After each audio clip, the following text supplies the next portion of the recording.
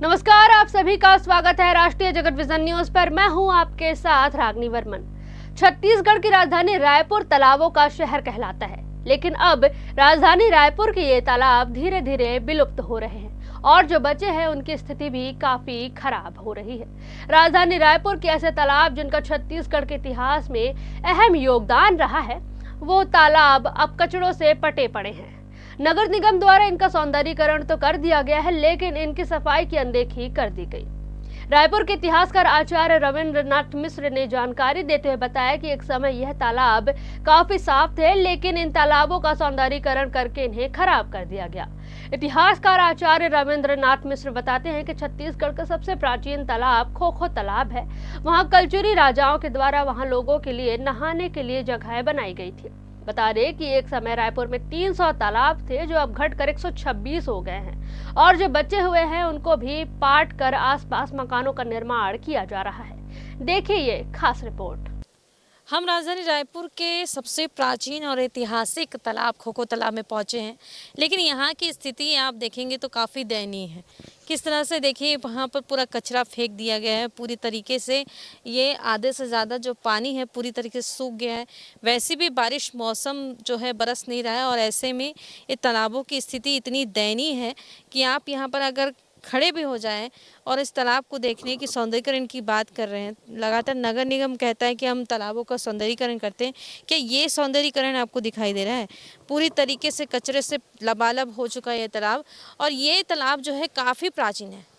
और यहाँ पर अगर मैं बात करूँ तो ये जो आप देख रहे होंगे, यहाँ पर मिट्टी का जो ये पत्थर से बना हुआ जो डोम टाइप का आपको दिख रहा है, ये राजा महाराजाओं के टाइम से बना हुआ है और ये एक ऐतिहासिक तालाब कहलाता है। रायपुर का सबसे प्राचीन तालाब है और यहाँ पर कई जो स्वतंत्रता सेनानी हैं वो यहाँ से ऐसी उत्पत्ति यानी कि यहाँ से उत्पत्ति हुई है कई ऐतिहासिक जो स्वतंत्रता सेनानी उनकी। लेकिन इस तालाब की जो स्थिति है वो काफ़ी दयनीय हो गई है, क्योंकि ये छत्तीसगढ़ का सबसे प्राचीन तालाब है, तो इसे संरक्षित करने की ज़रूरत है नगर निगम को भी और आम जनता को भी। लेकिन जिस तरह की स्थिति यहाँ देखने को मिल रही है वो काफ़ी दयनीय है। अगर इस तालाब को नहीं बचाया गया, और राजधानी के कई ऐसे तालाब हैं जो कि सिर्फ मात्र 126 बचे हैं, उन्हें नहीं बचाया गया, तो ये जो तालाब है वो ख़त्म हो जाएंगे और पूरी तरीके से सूख जाएंगे। जिस तरह से स्थिति देख रहे हैं कि कचरों से पूरा पट चुका है और सफाई का कोई नामो निशान नहीं है। और यहाँ पर नगर निगम कहता है कि हम पूरी तरीके से सफाई कर रहे हैं, हर जगह जा के सफाई करें, लेकिन सफाई का नामो निशान इस तालाब में देखने को नहीं मिल रहा है। कहीं ना कहीं करोड़ों खर्च करते हैं तालाबों के सौंदर्यीकरण में, उनके सफाई में, लेकिन सफाई जो है सिर्फ कागज़ों पे दिखाई देती है। लेकिन धरातल पे अगर हम बात करें तो धरातल पे स्थिति बहुत ही दयनीय है। जितने भी राजधानी में तालाब है वो वहाँ ऐसी ही स्थिति देखने को मिलती है।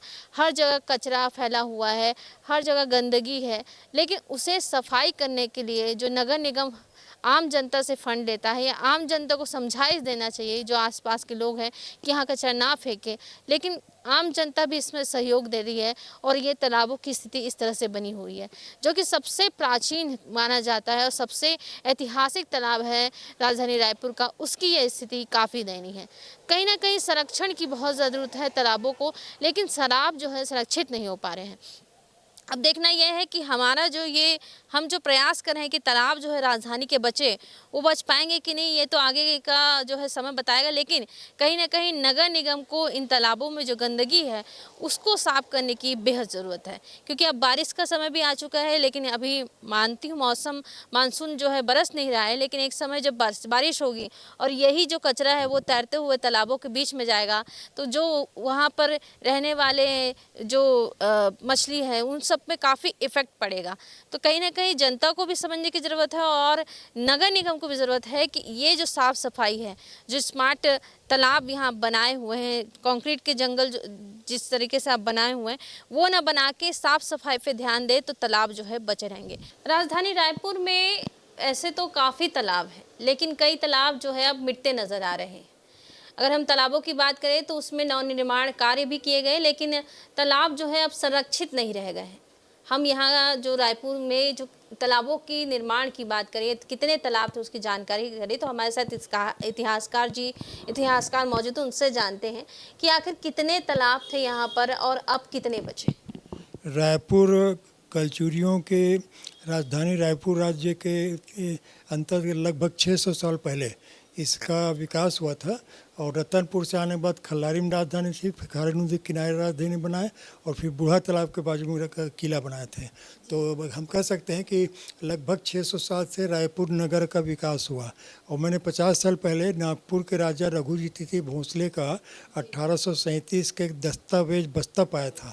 उस दस्तावेज को जब मैंने पढ़ा तो उसमें रायपुर के एक तालाब का वर्णन है, किसने बनवाया, किस राजा ने, रानी ने, घाट बहुत काफ़ी कुछ वर्णन दिया हुआ है।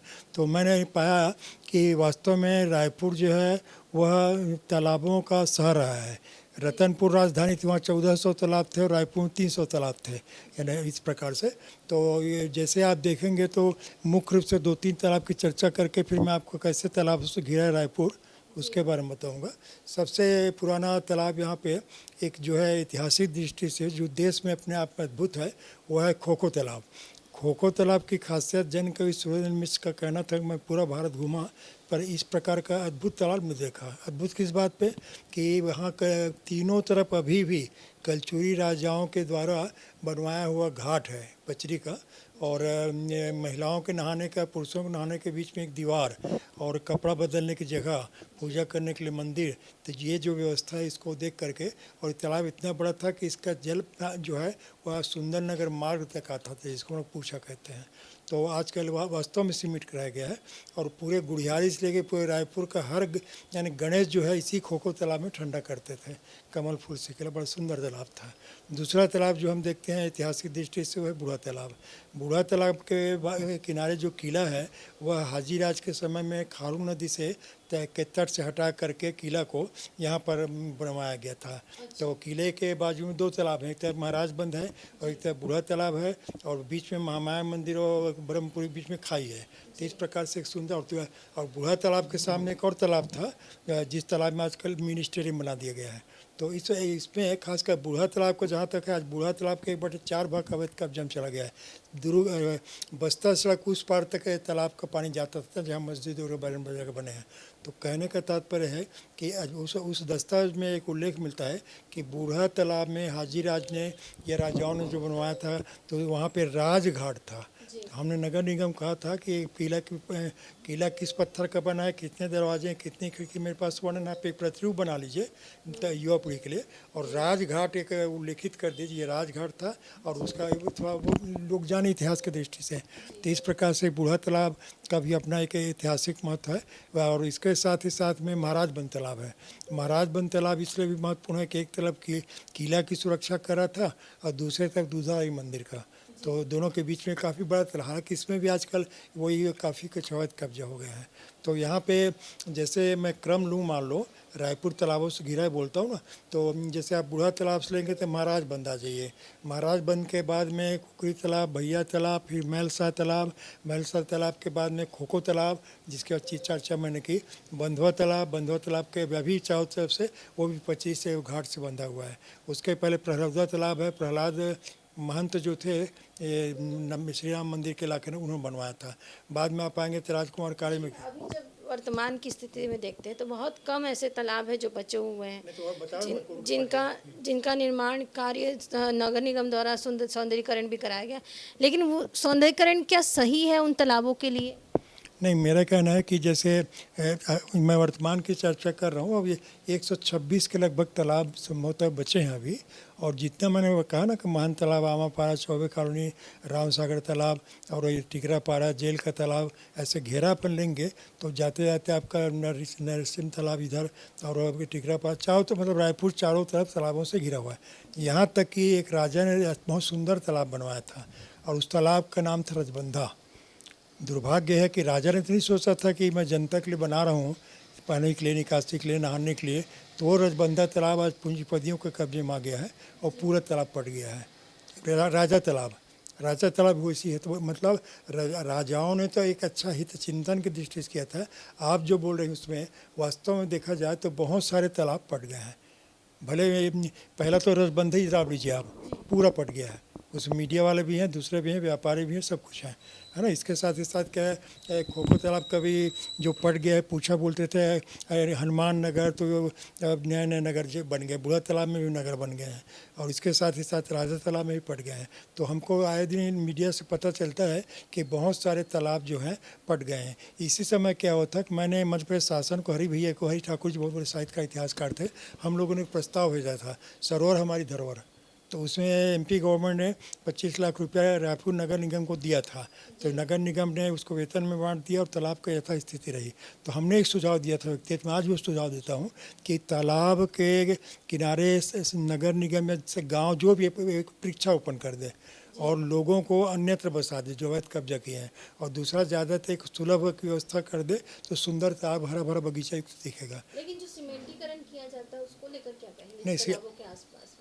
सीमेंटीकरण का मैं एक उदाहरण बता रहा हूँ कि 60 लाख रुपये में ठेका दे करके खो तालाब में एक पचरी को निर्माण किया जाता था। तो पचरी का निर्माण क्या, पुराने ऐतिहासिक पत्थरों के ऊपर सीमेंट छिड़का जाता था। तो मैंने जा करके अपने देता, वो प्रमोद उस समय मेयर थे, मैंने कहा भी क्या कर रहे हो, इसको यथास्थिति रहने दो, गौरव के तालाब इसको, तो इस प्रकार की व्यवस्था मत हो जाए करके, तो उसको मैं उनको सलाह देते रहा।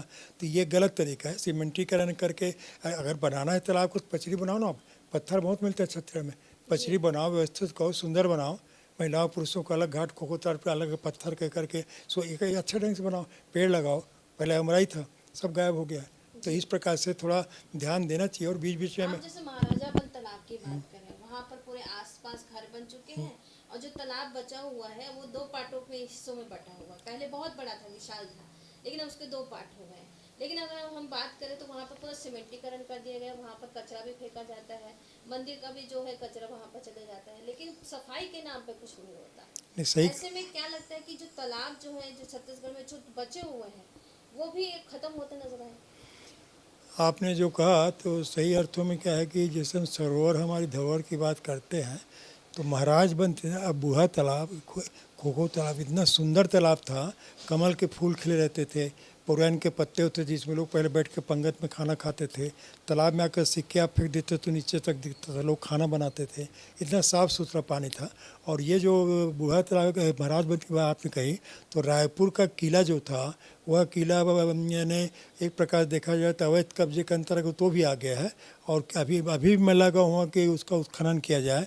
और अभी रायपुरा का किला 1977 में ढूंढा था, तो हाँ अभी 35 एकड़ में निर्माण किला के पत्थर निकल रहा है। तो माननीय जिलाधीश महोदय गौरव सिंह जी उसको एक प्रकार से रुकवा दिया है, हाई स्कूल के पीछे रायपुरा के। तो इस प्रकार से अगर हम अपने धरोहर को नहीं समेटेंगे, संभालेंगे, तो ये इस प्रकार ही होगा। तो हमको बीच बीच में करना चाहिए। और इस सही अर्थों में तो नगर निगम की एक समिति बनाना चाहिए, उसमें इतिहासकार, साहित्यकार, बुद्धिजीवी, पत्रकार, सभी वर्ग के लोग रहें, 5-6 लोगों का, और उनके सलाह को मान के, बाकी मानना नहीं मानना उनके ऊपर है। पर ये जो मनमानी करते हैं ठेकेदार, अब जैसे रायपुर स्मार्ट सिटी है, स्मार्ट सिटी के नाम से आप ताजुब मानेंगे, प्रसंग बता रहा हूँ मैं कि राम सागर तालाब के आगे गुड़ियाई तालाब के बीच में स्टेशन पास एक सुभाष चंद्र बोस की प्रतिमा है, पहली प्रतिमा धोती कुर्ता टोपी में, और उसके नीचे 15 अगस्त 1947 का एक शिलालेख था, उसको उखाड़ फेंक दिया इन लोगों ने, लाखनगर का फेंक दिया इन्होंने। राम सागर तालाब देश का एक अद्भुत तालाब है, जो जिसके नाम से राम सागर पारा है, तो यहाँ पारा भी विलोपित कर दिए, राम सागर के नाम को विलोपित कर दिए। तो उसकी खासियत क्या है कि एक बस्तर भूषण लेखक केदारनाथ ठाकुर थे, उनके माता पिता की कार्तिक पूर्णिमा को मृत्यु हुई थी एक ही दिन। तो उन्होंने काम करने के बाद में उनकी स्मरण राम सागर तालाब बनाया और अमराई लगाया, और राम सागर पारा बढ़िया बसा।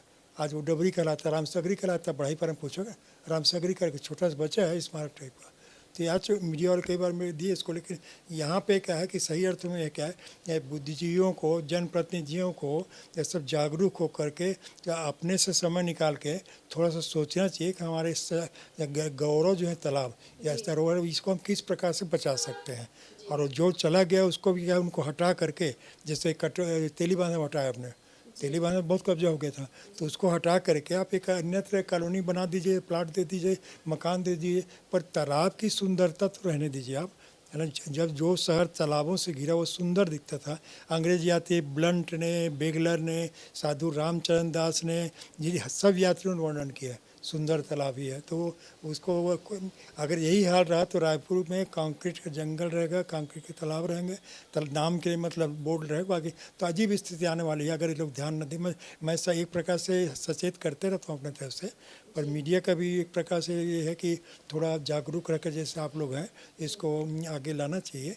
और जैसे मैं बताया उदाहरण के लिए आपको, ये किताब मैंने लिखा है मोड़ तोड़ हमर रायपुर। तो मोड़ तोड़ हमर रायपुर में मैंने तालाबों का एक रायपुर का पहला नक्शा है, नगर पालिका जब बना था उसी दिन का नक्शा है अंग्रेज़ों के समय का, जिसमें म्यूज़ियम दिया हुआ 1867 में बन गया था। और इसी में खास करके बूढ़ा तालाब है। बूढ़ा तालाब ये किला जो थोड़ा दिख रहा है, बूढ़ा तालाब सुंदर दिख रहा है, किला था। और इसमें ये महादेव घाट का हो गया। और अंदर में जैसे देखेंगे आप तो खोखो तालाब वगैरह का चित्र दिया हुआ है, जिसमें घाट वगैरह सब दिए हुए हैं। ये खोखो तालाब है, खोखो तालाब की पचरी है, घाट है, कलचुरी आजन बना था। तो कहने का मतलब है कि अभी भी रायपुर में इनको सहेज करके समय संभाल करके रखा जा सकता है और इन पर कठिन कार्रवाई करनी चाहिए। होता है कि खुद वो संलिप्त रहते हैं बहुत सारे लोग, तो इसलिए नहीं हो पाता। मैंने जो बता रहा हूँ ना कि खोखो तालाब से लेकर के ये सुंदर नगर, ओम नगर वो सब तालाब बसे हैं। ओम नगर पे पहाड़ी तालाब था, खोखो तालाब है, खुशहालपुर है, ये बहुत सारी चीज़ देखते देखते रायपुर के तालाब ओझल हो रहे हैं। और अगर सचेत नहीं हुए तो इस स्थिति में वो तालाबों का शहर कहीं किताब में भी नहीं मिलेगा। तो यहाँ पर आपने देखा कि किस तरह से इतिहासकार राजेंद्र प्रसाद जी ने आचार्य रमेंद्रनाथ मिश्र जी ने बताया कि किस तरीके से जो तालाब थे रायपुर में वो काफ़ी ज़्यादा थे, 300 तालाब थे और 300 तालाब का वर्णन भी कई इतिहासकारों ने किया है अपनी किताबों में। लेकिन अब जो है छत्तीसगढ़ में तालाब जो है विलुप्त होते नज़र आ रहे हैं और जिस तरीके से उनका स्पष्टीकरण किया गया, लेकिन तालाबों के आसपास जो है पेड़ नहीं लगाए गए, अमरे नहीं लगाई गई, लोगों के बैठने के लिए छांव नहीं दी गई। तो कहीं ना कहीं जो तालाब थे जो लोगों के लिए आकर्षण का केंद्र होते थे, अब वो सिर्फ बदबू का केंद्र हो गए हैं और कहीं ना कहीं चौपाटी बना के उन्हें पूरी तरीके से ख़त्म किया जा रहा है। तो इसे बचाने के लिए जो है लगातार इनके द्वारा प्रयास भी किया गया, लेकिन अभी भी नगर निगम द्वारा किसी तरह की ऐसी कोई साफ सफाई को लेकर कोई कार्रवाई यहाँ तालाबों के पास देखने को नहीं मिली। कैमरामैन छन्नू सिन्हा के साथ मैं खुशबू ठाकुर, राष्ट्रीय जगत विजन न्यूज़, रायपुर, छत्तीसगढ़।